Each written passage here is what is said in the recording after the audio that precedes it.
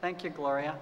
It's a pleasure to be here. I'd like to say I see a lot of familiar places, but as everybody up here can tell, when you're looking into the bright light, we really can't see you very well. And so please come up and introduce yourselves afterwards, and during the question and answer time, we'll look forward to a really engaging time. I'm really excited about this panel. I just say a few more words about my background, and I'll get into this. My recent experience has been with the PEPFAR grants, with 3 centrally funded grants from PEPFAR, the biggest of which is our AIDS Relief Antiretroviral Therapy Grant, in which we've partnered with 5 organizations all together as a consortium. And it's really based upon the community health and HIV work that's been done by multiple partners in our consortium around home-based care and orphans and vulnerable children. And some of our partners in the field are World Vision affiliates.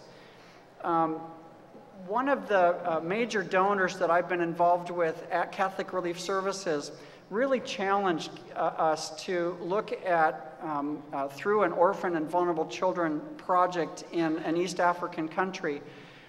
In 2002, 2003, in 2003 said, I know that I've got kids in my project, even though he's giving it through CRS, still feels an ownership for it. I know there are kids in my project that aren't receiving antiretroviral therapy. We know that there's kids in our project that have HIV and are in need of this service. What is CRS going to do about this? And at the time, as Senior Technical Advisor for HIV and AIDS, our response had categorically been, well, we're not a medically oriented organization, and we don't have the capacity to provide antiretroviral therapy.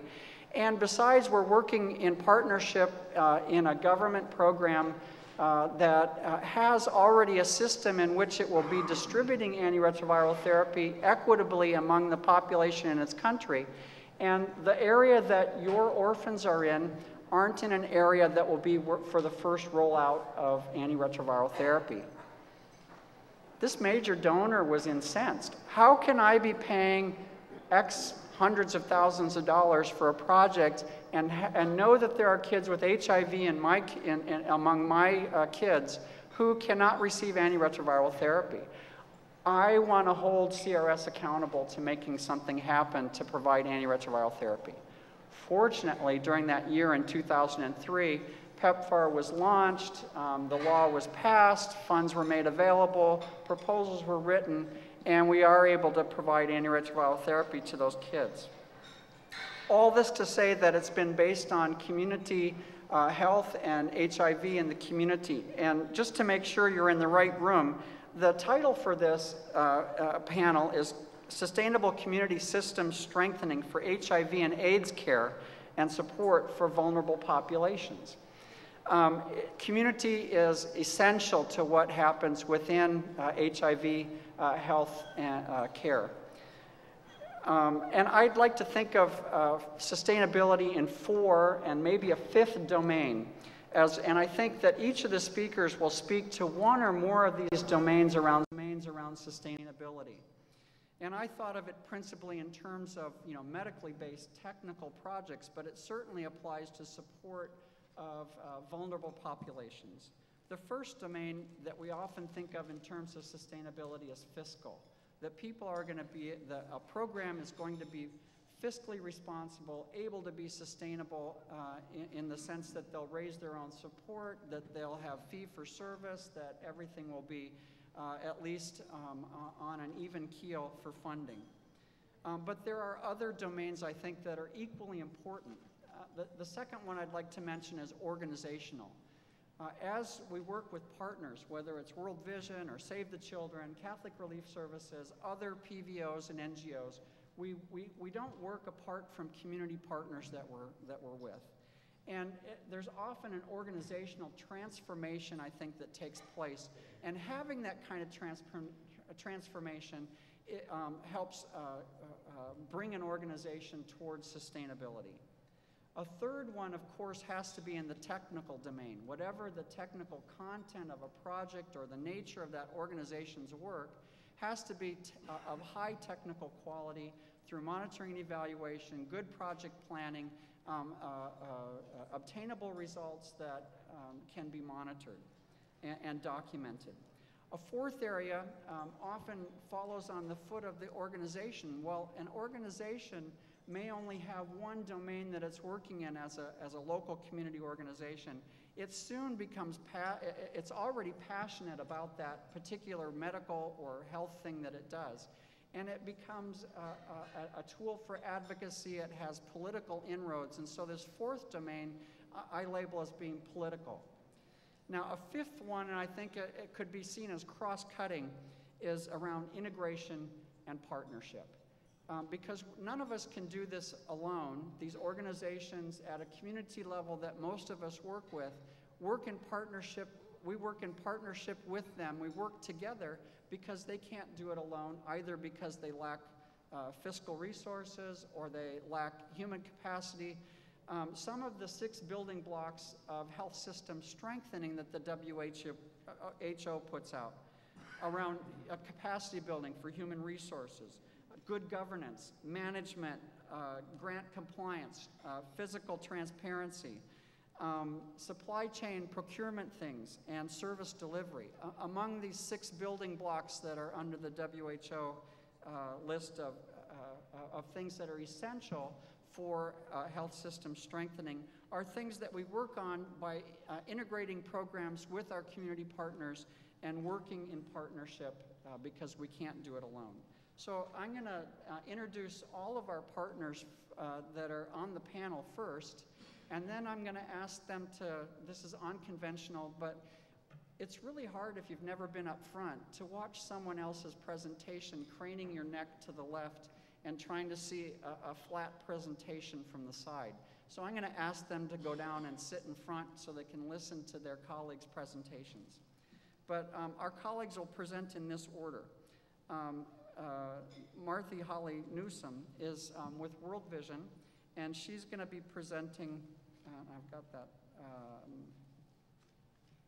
on core models, tools, and capacity building and scaling up sustainable HIV programming at the community level.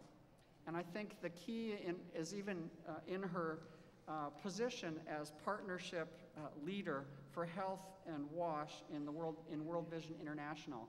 The key word is that cross-cutting partnership among those 4-5 domains that are essential to sustainability. Holly, before her current role as a partnership leader, has been Senior Director for Global Health and HIV/AIDS in the World Vision Hope Initiative for a number of years, and prior to that was responsible for giving overall strategic leadership and management of World Vision's health, nutrition, HIV/AIDS, water, hygiene, sanitation, programming, and communities practices in the 90 countries where World Vision currently works. So she's been in a very key position.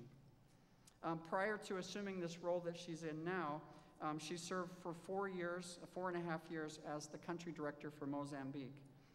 And we're glad to welcome her to the panel.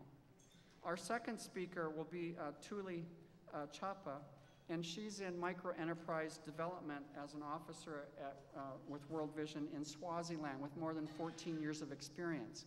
And the key word that I gleaned from her in micro-enterprise development, MED, is of the sustainability essentials are fiscal, organizational, and political.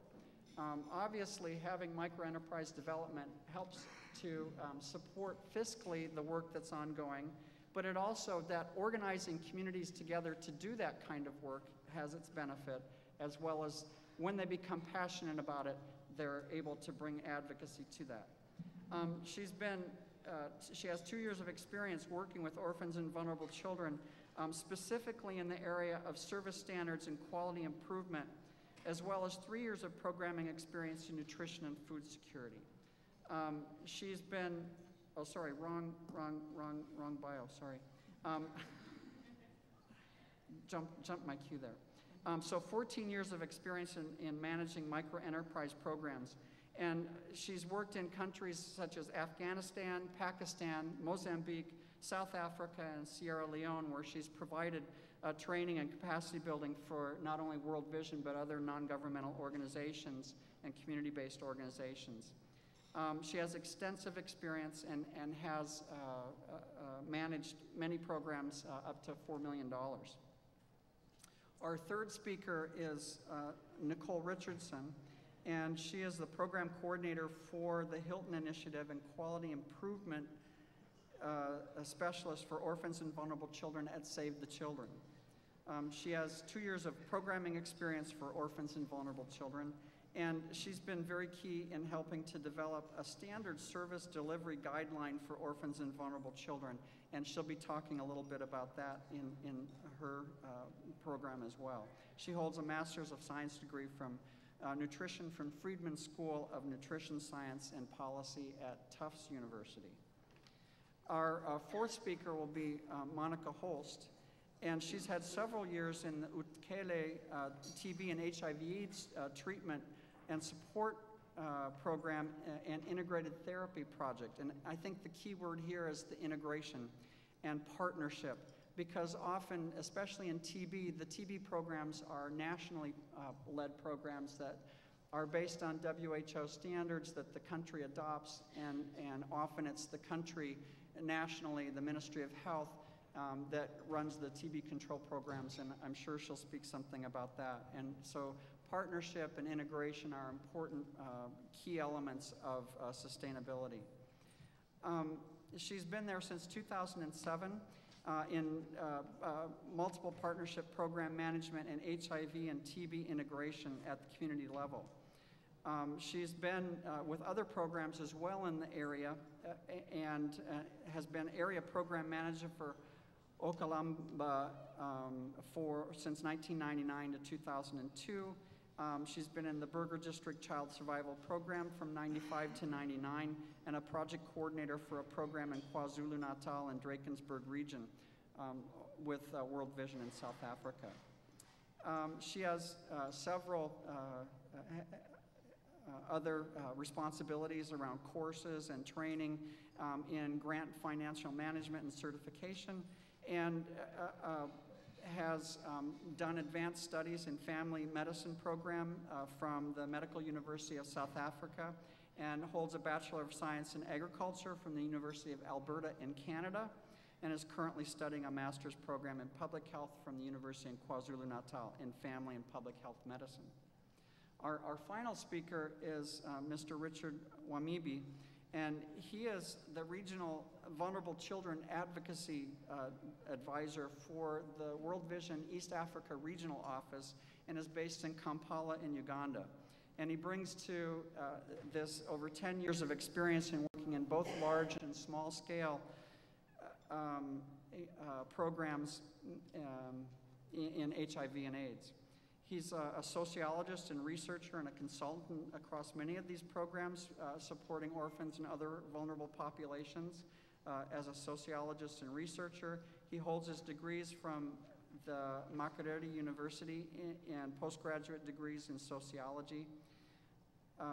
He's published and has a long pedigree, and I know that we'll enjoy hearing the things that he'll bring to this. I think the key words in his presentation that we'll listen for is around advocacy, that political domain that's necessary for sustainability in support of community work. So I'll ask our other panelists to take a seat down in the front row so they can see Martha's presentation. Thank you, Martha.